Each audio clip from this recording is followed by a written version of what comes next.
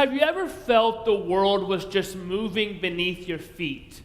Has life ever started moving in ways you couldn't expect or predict? Everything just seems to be changing so quickly. You may try to hold on, but things are so up in the air that you don't know what to even hold on to. You're afraid you're going to get thrown no matter what. For some of you, it may be health issues have thrown you for a loop.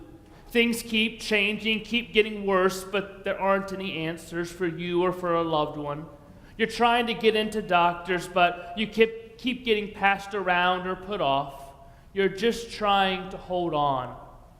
Some of you may feel uncertainty in your job. You've been moved around in your positions or even around the country. Maybe you aren't even sure your job's going to be around that much longer. The landscape of your industry is changing, moving beneath your feet. The world seems to be changing in even more unpredictable ways. The future of the EU is in question. We aren't sure what's going on with North Korea or Syria or Russia. Are trade wars looming? Are military wars looming?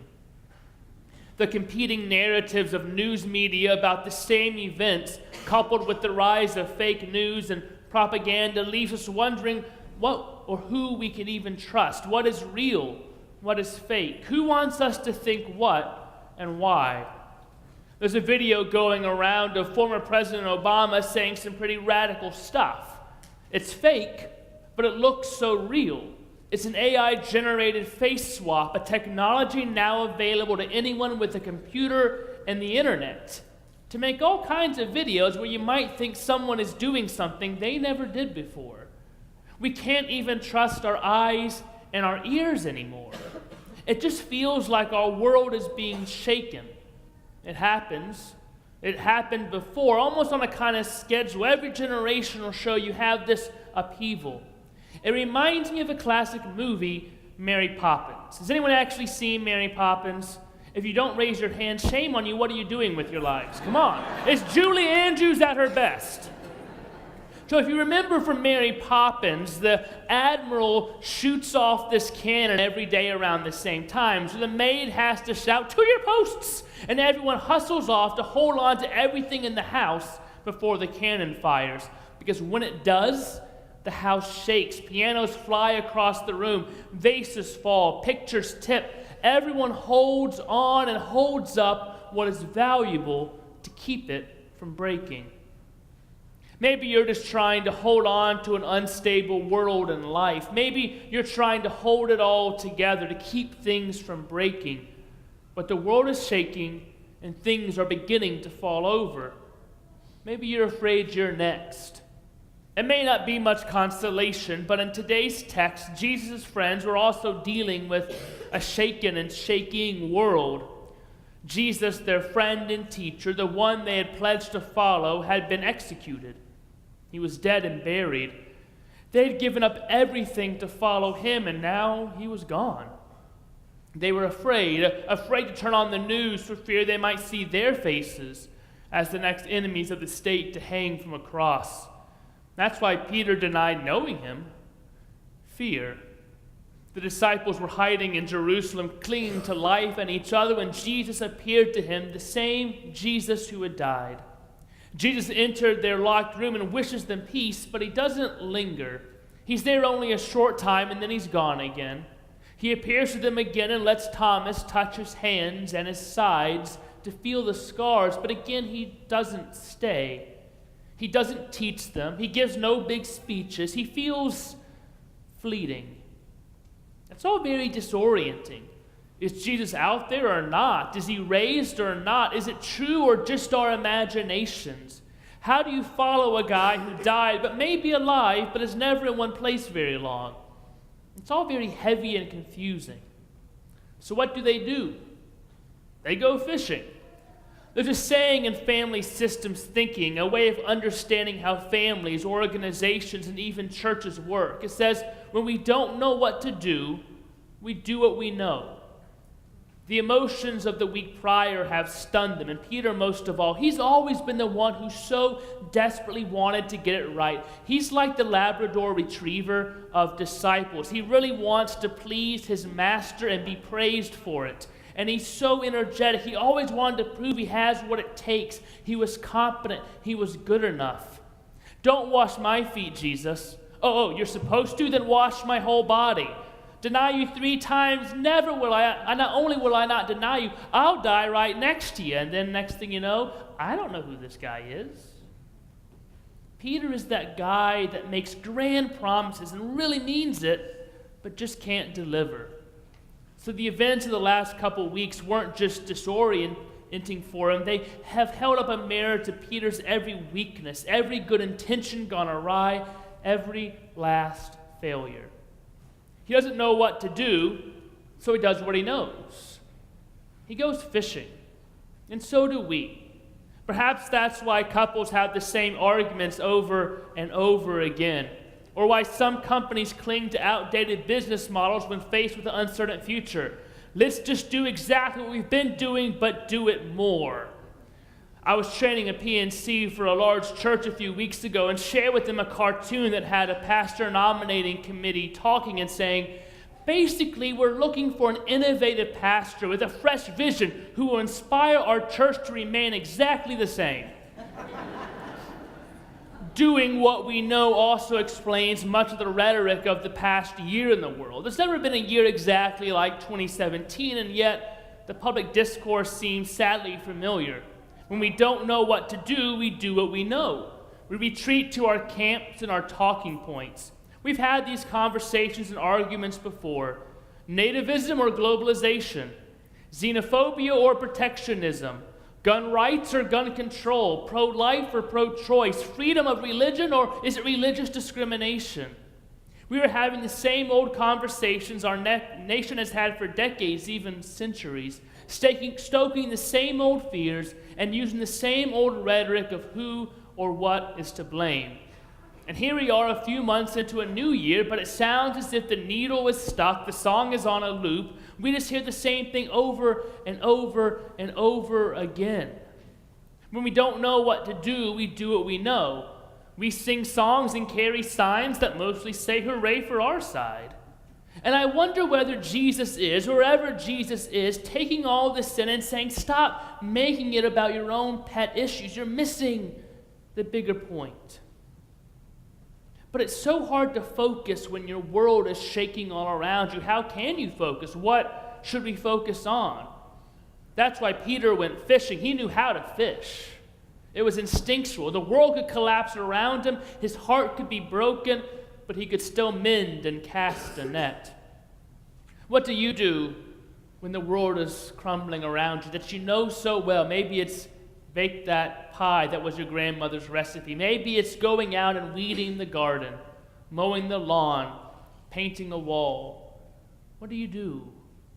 Routine, that's what Peter wanted. That's what he needed. That's what we long for sometimes too. But Jesus offers him a different focus, a different routine. Jesus offers him and us a different post. Jesus asks Peter a question, the same question 3 times. Do you love me? But notice each exchange is not exactly the same. He changes it up a little. Feed my lambs, tend my sheep, feed my sheep. It's not a big difference, but the repeated questioning seems to needle at Peter. It gets under his skin. The first couple times he just answers, yes, Lord, you know that I love you. Like the teenager, yes, Mom, curfew's at 11. No, Dad, I won't do anything stupid. He probably doesn't even think about why Jesus is asking him this. He just answers a sort of automatic response. But have you ever thought why Jesus would need to ask that question? Why anyone would ask that question? Because it's a big question. Sometimes if we hear it enough, it becomes just kind of plain and normal. But it's a big question. Do you love me? Why would someone ask that question? Why would a starving child ask? Or a mistreated youth? Or a desperate stranger? Or a scapegoated or discriminated against group? Even a crucified God? Why would you? Why do you need to ask? Do you love me? But when Jesus asks the third time, Peter is hurt. The question finally pierces the armor and hits a tender place, and Peter is laid bare. I'm not sure I'd react any differently than Peter because I hold my own shame just like Peter does. I'd be quick to answer, yes, Lord, but the more Jesus asked, the more I would have to examine my answer in light of my choices, my actions, my priorities, my reasons, my words. Peter's world is crumbling, yes, but so are other people's worlds. Pilate in Rome still oppressed the Jewish people. There are still hungry children in the streets. There's still corruption in the temple, and not everyone is welcome there. Jesus asked the disciples to take up their cross and follow him, and where is Peter? He's fishing. Where am I? Where are you? I want to say yes. I desperately want to say yes, but if I'm honest, it's hard. See, Jesus rarely asks questions with easy answers. It's supposed to be hard. Jesus isn't looking for an easy answer because love is not easy. It's not an easy, perfunctory love that Jesus calls us to. I think love is hard, and it actually takes work, and it takes practice to love. I'd like it to be easy, though. I'd like to just retreat and do what I know, but I know better because I know Christ. And I know what he asks and where he asks it. Because when children and youth are shot in schools where they go to learn, Jesus is posted right there and asks, do you love me? Do you love me enough not to just run to one of the simple answers of ban all guns or arm all teachers or one of those polls? And every time a family is torn apart because of where a member of the family was born or where their parents were born, Jesus is there and asks, do you love me enough to see this? And every time a religious community in our nation is the victim of a hate crime of any kind, Jesus is there again and asks, do you love me enough to love your neighbor? When worlds fall apart, Jesus is at his post. Jesus is wherever there is human need. And from his post, at the point of our need, Jesus asks us again and again and again, do you love me? He just won't stop. It just keeps coming and coming. Do you love me? And we can answer yes, but it's not going to keep him from asking again, even more pointedly, do you love me? It's relentless because Jesus is relentless in his love for his sheep. Now, we can't be everywhere. We can't keep everything from breaking. We can't hold everything and everyone up, not on our own. But we do have to confront that relentless question every time. Because that's Jesus there waiting with hundreds of thousands of people in prison who've never even had a trial. And that's Jesus standing there with children who don't have access to basic health care or who've never had the privilege to own a book. That's Jesus sitting there in waiting rooms and by the hospital beds with grieving and worried families. That's Jesus there in the midst of every need, hunger, pain, oppression, worry, death, with the same question. Jesus asked Peter and asked us because he needs to see evidence of it while surrounded by all this need. Do you love me? Prove it. Follow me. Tend my lambs, the most vulnerable. Feed my sheep. Now it's interesting. Notice Jesus didn't say, tend what you consider to be worthy lambs and feed the sheep you like. He didn't say tend Israeli and Jewish lambs first, and then if it's not too much of an inconvenience or risk, branch out to some other sheep. See, in times of uncertainty, scarcity, or danger, our instinct can be to circle the wagons and protect our own first. HBO recently made available on HBO Go all the Harry Potter movies, so I was rewatching them all. And then when you rewatch them all, you have to read the books because the books are better than the movies, and you don't want the movie to leave that taste in your mouth, so you have to read the books. It's the thing you have to do. And I was reading the last one, Harry Potter and the Deathly Hallows, and no spoiler alerts or anything here, but the evil Lord Voldemort, he's a bad guy. You can tell by the name Voldemort. It sounds evil.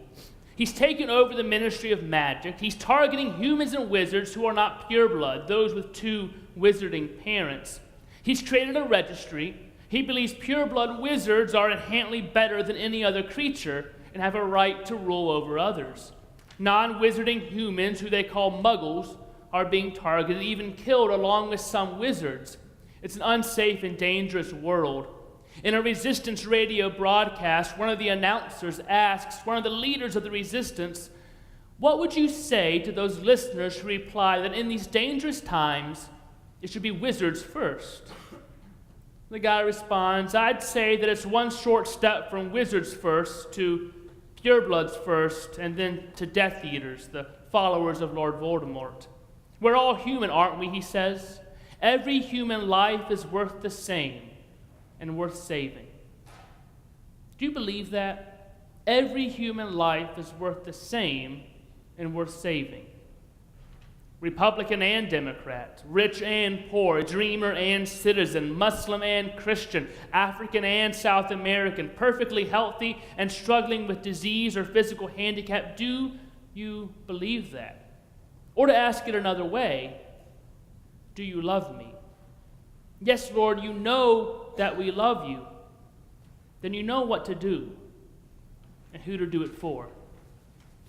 It's not just your community first, your country first, or even your faith first. Jesus says, "My flock first, my lambs, my sheep," which is your everyone. Do you love me? Then love them. When we don't know what to do, we do what we know. Jesus wants us to know love. I think back to Mary Poppins. They see the clock and they know what they need to do. Everyone runs to their posts, and at first that seems like chaos, a cannon going off, a house shaking, things falling over. But it happens throughout the movie. They know it will. So they have a plan, and they each have a post. And while things shake and fall, they do not break. No one is responsible for everything. They couldn't be. But they have their post. The world will always have moments of chaos where we feel unsettled, where there's pain and anxiety, a tragedy and loss, and need. Jesus gives us a simple plan for these uncertain and anxious times in our lives. Tend my sheep. Feed my sheep. There are many sheep who need tending, who need feeding, who need love, all over our community, all over the world. So where's your post? Bethesda Mission, Family Promise, Christ Lutheran Church Medical Clinic, Friends of PEB, Bridges to Community, the YWCA Joshua Group, Gather the Spirit, Downtown Daily Bread, the Food Pantry, Love Inc. Those are just a few of our mission partners here, and there are so many more that meet the needs of children, refugees, immigrants, the elderly, the sick, the poor, the lonely, the abused, the vulnerable. So where's your post? The world needs you there. Jesus needs you there. He's asked you before. He's going to ask you again. He's going to keep asking you, do you love me? And don't just tell him. He doesn't want the easy answer. Don't just tell him. Be at your post. Do you know where your post is? Where your skills, your gifts, your passions meet a need for the world. Do you know where that is? If so, be there. If not, start discovering where you're meant to be to catch things when they fall. Because things are always going to fall. People are always going to hurt. There's going to be need. There's going to be us. They'll know we are Christians by our love. Because Jesus asks, do you love me? We don't just say, yes, Lord. We go and share that love. We go to where people are vulnerable, because that's where Jesus always is. He said to follow me. Where are you following him to? Where's your post? Let us pray together. Almighty God, thank you for your love, a love that casts out fear. Lord, help us to love others. Help us to love you by loving your sheep, all your sheep. The ones that are easy to love for us, the ones that are hard, the ones that annoy us, the ones that scare us, the ones we disagree with, the ones we think got themselves into their own trouble. Help us to go and find that one lost one anyway. Lord, help us to love. Help us to be at our post to keep the world from falling. We pray this in your Son's name. Amen.